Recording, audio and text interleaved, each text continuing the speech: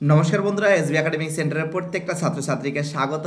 আজকে আমি class 11-এর political science suggestion নিয়ে আলোচনা করছি। Second semester.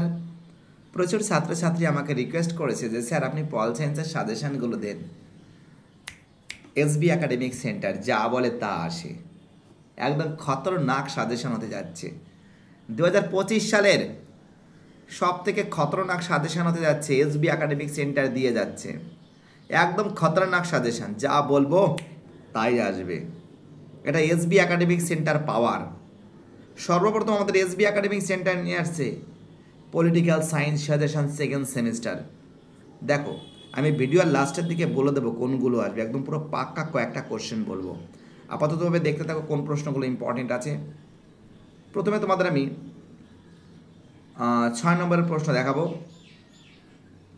আমাদের প্রথম অধ্যায় থেকে 6 নম্বরের প্রশ্ন যেগুলো সিলেক্ট করেছি আমি। দেখো, এই যে কোশ্চেনগুলো আছে, দেখো আইনের সংজ্ঞা, দেখো আইন ও স্বাধীনতা সম্পর্কে আলোচনা করা ইম্পর্টেন্ট আছে। দুদাগে আইনের সংজ্ঞা ও আইনের বৈশিষ্ট্য খুব ইম্পর্টেন্ট। স্বাধীনতা কাকে বলে, স্বাধীনতার বিভিন্ন রূপ বা প্রকারভেদ লেখো। 4 দাগের প্রশ্ন ন্যায়, স্বাধীনতা, সাম্যের মধ্যে পারস্পরিক সম্পর্ক। 5 দাগে ক্ষমতা স্বতন্ত্রকরণ নীতি। তো এর ভিতর থেকে দেখো, এই প্রথম অধ্যায় থেকে এই 5খানা কোশ্চেন কিন্তু সুপার টুপার এটা আমি দিয়েছি। প্রথম অধ্যায় থেকে কটা কোশ্চেন দিয়েছি? 5খানা কোশ্চেন দিয়েছি। এই 5খানা কোশ্চেনের ভিতর থেকে কোন কোশ্চেন তোমাদের আসতে চলেছে সেটা নিয়ে আলোচনা।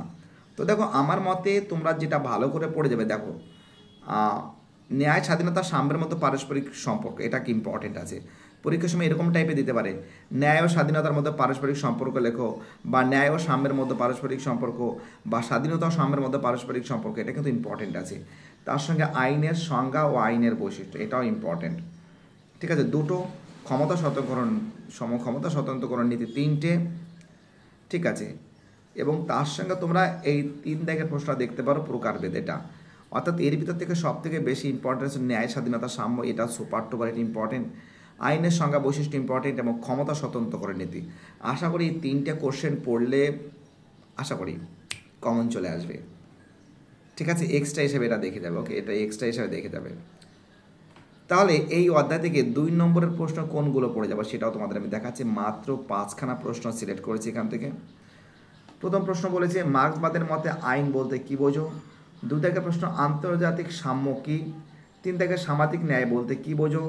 4 দাগে অর্থনৈতিক সাম্য কাকে বলে। 5 দাগে জাতীয় স্বাধীনতা কাকে বলে। খুবই গুরুত্ব, অর্থাৎ এটা 2025 সালের ক্ষেত্রে এটা কিন্তু এসএ কিউ, খুবই গুরুত্বপূর্ণ। 2 মার্কসের এসএ কিউ তোমরা জানো। তো দেখতে পাচ্ছ আমি মাত্র এই 5খানা কোশ্চেন সিলেক্ট করেছি।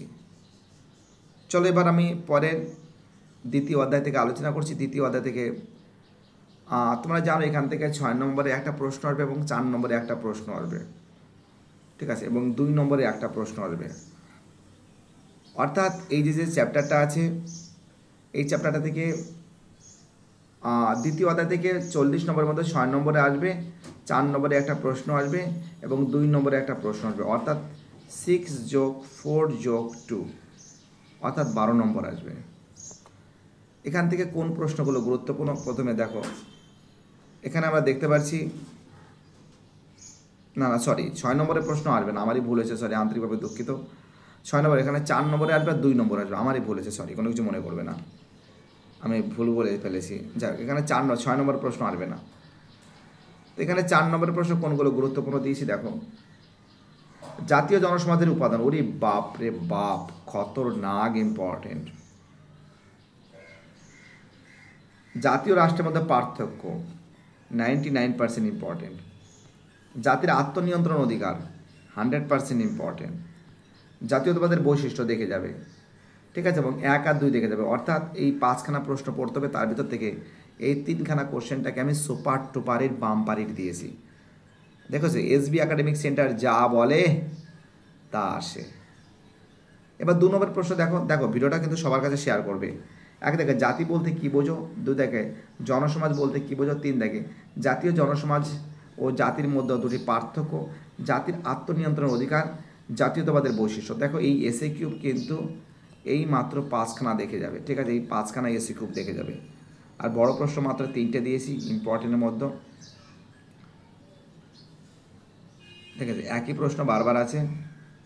এখানে লাস্ট কত কত আছে, জাতীয়তাবাদের বৈশিষ্ট্য। হ্যাঁ, জাতীয়তাবাদের বৈশিষ্ট্য।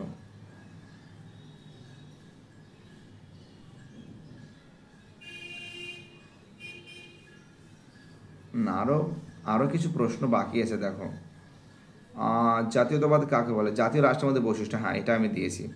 আরও কিছু বাকি আছে বড় প্রশ্ন। জাতীয় আত্মনিয়ন্ত্রণ অধিকারটা আমি ইম্পর্টেন্টে রেখেছি 4 নম্বর প্রশ্ন হিসাবে। জাতীয় আত্মনিয়ন্ত্রণ অধিকার পক্ষে, হ্যাঁ এইটাই একই কোশ্চেন আছে। এই দুটো কোশ্চেন একই, জাতির আত্মনিয়ন্ত্রণ অধিকারের সপক্ষে বিপক্ষে একই টাইপের, ভালো করে পড়ে যাবে। ঠিক আছে, এই তো একই জিনিস। যাক, এসএ কিউব তোমাদের আমি দেখে দিয়েছি, এসএ কিউব তো দেখে দিয়েছি। আবার দেখো তৃতীয় অধ্যায় থেকে কিন্তু আমাদের কিন্তু 6 নম্বরে একটা প্রশ্ন এবং 2 নম্বরে একটা প্রশ্ন আসবে। টোটাল 8 নম্বর থাকবে। এই 8-এর ভিতর থেকে কোন প্রশ্নগুলো তোমাদের একদম সুপার টুপারিটভাবে আসতে চলেছে একটু আলোচনা করি। ঠিক আছে, একটু কেটে দিচ্ছি। হ্যাঁ, এখানে একটু লিখে দিচ্ছি, 1 সেকেন্ড। এসবি একাডেমিক সেন্টার, তোমরা জানো আমাদের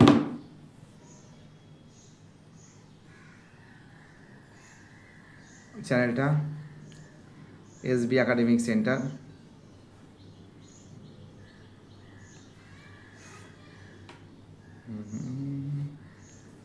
এসবি একাডেমিক সেন্টার আমাদের চ্যানেলের নাম। প্লিজ সমস্ত বন্ধুদের মধ্যে শেয়ার করবে, তোমাদের সাপোর্ট আমার খুবই দরকার। এখান থেকে যে প্রশ্নগুলো আমরা সিলেক্ট করছি দেখে নাও, একদম সুপার হিট কোশ্চেন সিলেক্ট করেছি। Super hit bumper hit question, এক দাগের প্রশ্ন। এখান থেকে 6 নম্বর প্লাস 2 নম্বর, টোটাল কিন্তু 8 নম্বর থাকবে। ঠিক আছে, প্রথম প্রশ্ন, গণতন্ত্র কাকে বলে, গণতন্ত্রের সুবিধা অসুবিধা লেখো। 2 দাগের প্রশ্ন, গণতন্ত্র কাকে বলে, এর বিভিন্ন রূপগুলি আলোচনা করো। খুব ইম্পর্টেন্ট। 3 দাগে, গণতন্ত্রের বৈশিষ্ট্য লেখো। দেখো, আমার মতে গণতন্ত্র কাকে বলে, গণতন্ত্রের সুবিধা অসুবিধা এইটা, এবং কর্তৃত্ববাদ। দেখো, কর্তৃত্ববাদ এবং সর্বাত্মকবাদ এর কাকে বলে, বৈশিষ্ট্য সুবিধা অসুবিধা। দেখো, এখানে কোশ্চেনটা তোমরা এখানে বলবে কর্তৃত্ববাদ এবং সর্বাত্মকবাদ, কর্তৃত্ববাদ এবং সর্বাত্মকবাদের সুবিধা অসুবিধা। হ্যাঁ, কর্তৃত্ববাদ ও সর্বাত্মকবাদের সুবিধা অসুবিধা ভালো করে পড়ে যাবে, এর বৈশিষ্ট্য ভালো করে পড়ে যাবে। এবার দেখো, প্রতিটি প্রশ্নের মান 2। এখান থেকে যে প্রশ্নগুলো ইম্পর্টেন্ট আমি দিয়েছি, এখান থেকে আমরা দিচ্ছি গণতন্ত্রের মূল কথা কি, পরোক্ষ ও প্রতিনিধিত্বমূলক গণতন্ত্র বলতে কী বোঝো, এই দুটো কোশ্চেন কিন্তু সিলেক্ট করেছি। এবার দেখো, আমরা একই প্রশ্ন দেখতে পাচ্ছি, একই প্রশ্ন দুবার করে সিলেক্ট হয়েছে, আর দুটো প্রশ্ন দিচ্ছি। এবং তার সঙ্গে দেখো, আমরা 2 নম্বরের প্রশ্ন হিসাবে এই অধ্যায় থেকে কী কী দিয়েছি এখানে আরেকবার দেখাচ্ছি। গণতন্ত্র মূল কথা কি, পরোক্ষ ও প্রতিনিধিত্বমূলক গণতন্ত্র কাকে বলে, সর্বগ্রাসীর 2টি মৌলিক বৈশিষ্ট্য কি, কর্তৃত্ববাদী শাসন ব্যবস্থা বৈশিষ্ট্য লেখো, গণতন্ত্রের 2টি গুণ লেখো, গণতন্ত্রের সাফল্যে সার্বজনীন শিক্ষার উপর গুরুত্ব আরোপ করো। মানে আরোপ করেন কেন, মানে কে করেন আর কি। চতুর্থ অধ্যায় থেকে যে প্রশ্নগুলো দেখো, চতুর্থ অধ্যায় থেকে কিন্তু 40 নম্বর পর্যন্ত 6 নম্বরে একটা প্রশ্ন আসবে, 6 নম্বরে একটা প্রশ্ন আসবে। দেখো, এখান থেকে যে 6 নম্বরের প্রশ্ন আসবে, যেটা আসবে, আর এখান থেকে এই চ্যাপ্টার না সাজেশন করাটা বহুত মুশকিল। তো দেখো, এই গান্ধীজিটা ভালো করে পড়ে যাবে। ঠিক আছে, গান্ধীজির এই সত্যাগ্রহ আন্দোলন, গান্ধীজির অহিংস সত্যাগ্রহ, এটা কিন্তু খুব ইম্পর্টেন্ট। গান্ধীর মূল ধারণা চিন্তাধারা অহিংস সত্যাগ্রহ, এই দুটো 5 করে পড়ে যাবে। ঠিক আছে, এই গান্ধীজির সত্যাগ্রহটা ভালো করে পড়ে যাবে, এই ব্যাস একটা বড় করে পড়ে যাবে, এটাই যা আসবে লিখে দেবে। দেখো, এবার দেখো তোমরা গান্ধীজি বলে দেওয়ার পরে তোমরা এখান থেকে গান্ধীজি দেওয়ার চান্স খুব বেশি, এবং তার সঙ্গে স্বামীজি পড়ে যাবে, জাতীয়তাবাদ সম্পর্কে নেতাজি সুভাষচন্দ্র বসুর ধারণা, মৌলানা আবুল কালাম আজাদ। তো দেখো, আমি কী বলি বলো তো, কোনটাই 6টা প্রশ্ন সিলেক্ট করেছি, 5টা প্রশ্ন। প্রথমে গান্ধীজি পড়বে, তারপরে স্বামী বিবেকানন্দ, নেতাজি, আর তোমরা গান্ধীজিটা ভালো করে পড়ে যাও। ঠিক আছে, এবং তার সাথে মৌলানা আজাদটা পড়ে যাবে, এবং স্বামী বিবেকানন্দটা দেখে যাবে। কাকে বাদ দিই বলো তো, টেনশন করে দিচ্ছে। 5খানা প্রশ্ন পড়ে যাবে। এবং এখান থেকে আমাদের পরের যে চ্যাপ্টার আছে, পঞ্চম অধ্যায় থেকে 6 নম্বর থাকবে, 4 নম্বরে একটা প্রশ্ন, 2 নম্বরের একটা প্রশ্ন। ঠিক আছে, 4 নম্বরে একটা প্রশ্ন এবং 2 নম্বরে একটা প্রশ্ন। দাঁড়া, একটুখানি কেটে দিচ্ছি। 4 নম্বরে একটা প্রশ্ন, 2 নম্বরে একটা প্রশ্ন। দেখো, আমরা এখান থেকে যেটা নজর করে দেখতে পারছি যে একটা 4 নম্বর প্রশ্ন, একটা 2 নম্বর প্রশ্ন, টোটাল কিন্তু 6 নম্বর থাকবে। এই 6 নম্বর থেকে দেখো প্রথম প্রশ্ন, নির্দেশমূলক নীতির সংক্ষেপে আলোচনা করো। ভারতীয় জাতিবাদের মৌলিক অধিকারগুলো দেখো, মৌলিক অধিকার, অধিকার ও মানবাধিকারের মধ্যে পার্থক্য দেখো। মৌলিক অধিকারটা ইম্পর্টেন্ট আছে, আর নির্দেশমূলক নীতি, ঠিক আছে। এবং তারপরে দেখো যে প্রশ্নগুলো আমরা সিলেক্ট করেছি, এবং তোমরা এখান থেকে নাগরিকদের মৌলিক কর্তব্য, নাগরিকদের কর্তব্যটা ভালো করে দেখবে। নির্দেশমূলক নীতি, নির্দেশমূলক নীতিটা ভালো করবে।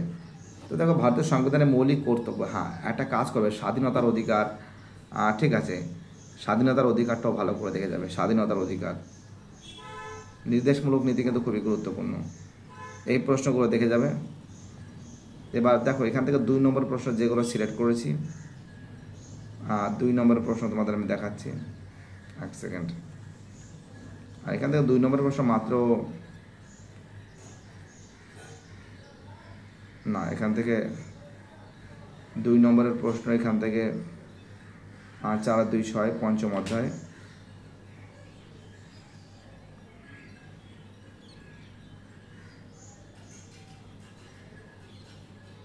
তোমাদের দেখাচ্ছে, এইগুলোই পড়ে যাবে। এবার ষষ্ঠ অধ্যায় থেকে যে প্রশ্নগুলো সিলেক্ট করেছি দেখে নাও। ষষ্ঠ অধ্যায় থেকে যে কোশ্চেনগুলো সিলেক্ট করেছি দেখো, ভারতীয় নির্বাচন কমিশনের ক্ষমতা ও কার্যবলী খুবই খতরনাক, 100% ইম্পর্টেন্ট। এবং তার থেকে 3 দেখে না, ফার্স্ট পাস্ট দ্য পোস্ট পদ্ধতি, সংখ্যাগরিষ্ঠতা পদ্ধতি ভারতে বসে নির্বাচন পদ্ধতি, এটাও 100% ইম্পর্টেন্ট। আর তোমাদের জন্য পিআর সিস্টেমটা কি বা এপিটিপি সিস্টেম গ্রহণ করেছেন কেন, এটা তো তোমরা জানো। এটা একই সিস্টেমের মধ্যে একটা পড়লে দুটো হয়ে যাবে, 5 করে লিখে নেবে, ঠিক আছে। একই প্রশ্ন, সুবিধা অসুবিধা একই প্রশ্ন। এই যে প্রশ্নটা, এই প্রশ্নটা টোটাল প্রশ্নই একটা ভালো করে পড়ে নেবে। এখান থেকে একটা দেওয়া নির্বাচন কমিশন এবং এই প্রশ্নটা পিটিপি, এটা ভালো করে পড়ে যাবে, ঠিক আছে। দেখো 2 নম্বর প্রশ্ন যেগুলো সিলেক্ট করেছি দেখতেই পাচ্ছ, 2 নম্বর প্রশ্নগুলো একই প্রশ্ন। নির্বাচন কমিশনের 2টি কাজ, যদি এটা আমি বড় প্রশ্ন দিয়েছি, এটা আমি বড় প্রশ্ন হিসেবে দিয়েছি, ঠিক আছে। তোমাদের কিন্তু এই চ্যাপ্টার থেকে কিন্তু টোটাল কিন্তু 6 নম্বর থাকবে, 4 আর 2 6। একটা 4 নম্বর প্রশ্ন এগুলো থাকবে, আর 2 নম্বর প্রশ্ন আমি বলে দিয়েছি, ঠিক আছে। এখান থেকে দেখো তোমরা, এখান থেকে যেটা দেখবে, নির্বাচন কমিশনের 2টি কাজ লেখো। First pass the post vote system বলতে কী বোঝো, এই প্রশ্ন এর আগেও, এটাই 2টো প্রশ্ন কিন্তু বড় প্রশ্ন পড়লে হয়ে যাবে। সার্বিক প্রাপ্তবয়স্ক ভোটাধিকার বলতে কী বোঝো, ভারতের নির্বাচন কমিশনের নিরপেক্ষতা বজায় রাখার 2টি শর্ত লেখো। নির্বাচন এলাকা বলতে কী বোঝো, ঠিক আছে। এই প্রশ্ন, এই কোশ্চেনটা আবার দিয়েছে দেখো, ফার্স্ট পাস্ট দ্য পোস্ট ব্যবস্থা বা সহজ সংখ্যাগরিষ্ঠতা ব্যবস্থা 2টি সুবিধা লেখো। সুবিধা অসুবিধা মানে এটা বেশি ইম্পর্টেন্ট আছে, এবং নির্বাচন কমিশন, ঠিক আছে। এই 2টো প্রশ্ন পড়লে হয়ে যাবে। তো আমরা আলোচনা করি কোন প্রশ্নগুলো বেশি ইম্পর্টেন্ট আছে। তোমরা এখান থেকে পড়বে, যেটা আরেকবার আলোচনা করি, এখান থেকে পড়বে ক্ষমতা স্বতন্ত্রকরণ নীতি, আইনের সংজ্ঞা, বৈশিষ্ট্য, ন্যায়, স্বাধীনতা, সাম্য, এই 3টে পড়বে। এবং 2 নম্বর প্রশ্ন তো সবই পড়তে হবে। এবং দ্বিতীয় অধ্যায় থেকে যে প্রশ্নগুলো সিলেক্ট করেছি এখান থেকে পড়বে হচ্ছিল জাতির আত্মনিয়ন্ত্রণ অধিকার, জাতীয় রাষ্ট্রের মধ্যে পার্থক্য, জাতীয় জনসমাজের উপাদান, ঠিক আছে। এগুলো ভালো করে পড়বে। দেখো যা সাজেশন দিয়েছি সবগুলোই পড়া উচিত। এই তো, হ্যাঁ, জাতির আত্মনিয়ন্ত্রণ অধিকার এখানে আছে, জাতির আত্মনিয়ন্ত্রণ অধিকার, জাতীয়তাবাদের বৈশিষ্ট্য, ঠিক আছে। 2 নম্বর প্রশ্ন যা আছে সেটাই পড়বে। তৃতীয় অধ্যায় থেকে দেখো, তৃতীয় অধ্যায় থেকে তোমাদের একটা কথা বলছি বারবার করে, গণতন্ত্র সুবিধা অসুবিধা ভালো করে পড়বে। এবং তার সঙ্গে গণতন্ত্রের সুবিধা অসুবিধা বেশি, সব থেকে বেশি ইম্পর্টেন্ট আছে। গণতন্ত্রের বিভিন্ন রূপ, গণতন্ত্রের বৈশিষ্ট্য, আর এই যে আছে কর্তৃত্ববাদ ও সর্বাত্মকবাদ কাকে বলে, সুবিধা অসুবিধা বৈশিষ্ট্য ভালো করে পড়বে। প্রতিটি শব্দের মান 2, এটা দেখবে। এবার দেখো আমরা চলে আসি, এই যে একই কোশ্চেন বারবার আছে দেখতেই পারছো।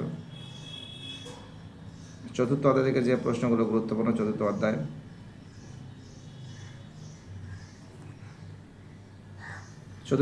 থেকে তোমরা গান্ধীবাদটা ভালো করবে। দেখো এই যে গান্ধীবাদ, গান্ধীর সত্যাগ্রহ আন্দোলনটা ভালো করে পড়বে। এটা আসার চান্স সব থেকে 99% বেশি। এবং তার সঙ্গে স্বামী বিবেকানন্দ দেখে যাবে, স্বামী বিবেকানন্দটা দেখে যাবে, মৌলানা আবুল কালাম আজাদটাও দেখে যাবে, ঠিক আছে। পঞ্চম অধ্যায় থেকে টোটাল 6 নম্বর থাকবে, 4 নম্বর প্রশ্ন থাকবে। দেখো কী দিয়েছি, আরেকবার আমি তোমাদের দিচ্ছি। তোমাদের কিন্তু নির্দেশমূলক নীতিটা ভালো করে পড়বে। স্বাধীনতার অধিকার, সাম্যের অধিকার, স্বাধীনতা এবং সাম্যের অধিকার ভালো করে পড়বে। নাগরিকদের কর্তব্য ভালো করবে, নির্দেশমূলক নীতি ভালো করে পড়বে। আচ্ছা, মৌলিক অধিকার, এই কোনটা বাদ দেবো বলো তো এখান থেকে? যে দেখো এমনিও কেটে সেটে আমি দিয়ে গেছি। নির্দেশমূলক নীতির গুরুত্ব ভালো করে পড়বে। এবং তার সঙ্গে দেখো এবার ষষ্ঠ অধ্যায় থেকে যে প্রশ্নগুলো সিলেক্ট করেছি 4 নম্বরের প্রশ্ন হিসাবে, ভারতের নির্বাচন কমিশনের ক্ষমতা ও কার্যাবলী, নির্বাচন কমিশনের গঠন সম্পর্কে লেখো। ফার্স্ট দ্য পোস্ট পদ্ধতি বা সহজ সংখ্যাগরিষ্ঠ পদ্ধতি কি? ভারতের পিআর সিস্টেমের পরিবর্তে এফপিটিপি সিস্টেম কেন গ্রহণ করেছেন? ফার্স্ট দেখো একই জিনিস বারবার বলেছে। তোমরা কিন্তু এই যে এফপিটিপি ঠিক আছে, কী বলছে বুঝতে পারছো? এই এফপিটিপি এটা ভালো করে পড়বে এবং তার সঙ্গে নির্বাচন কমিশনটা ভালো করে পড়বে। নির্বাচন কমিশনের সুবিধা অসুবিধা কাজ এগুলো ভালো করে পড়বে। দেখতেই পারছো সব প্রশ্নগুলো তুলে ধরেছি।